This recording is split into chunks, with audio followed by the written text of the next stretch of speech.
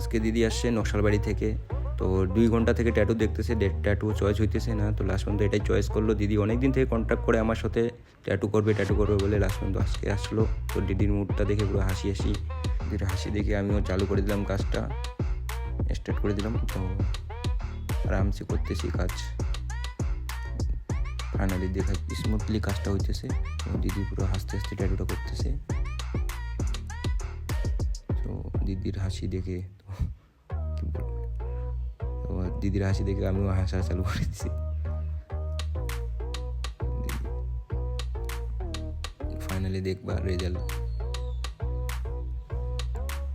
দিদির ট্যাটুটা ফিনিশ হয়ে গেল।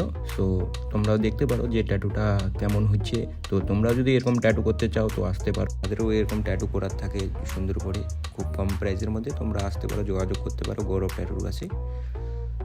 তো দিদি ট্যাটুটা দেখতে পারো, দিদি তো খুব খুশি মনে হয়।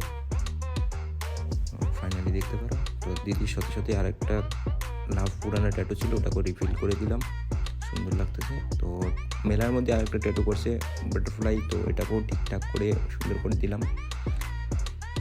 সো ফাইনাল রেজাল্ট দেখতে পারো। দিদি একটু হাসি দেখতেছি, মনটা খুশি হয়ে গেছে মনে ট্যাটুগুলো দেখে। তো দিদির কাজ এখানটাই শেষ। তো নেক্সট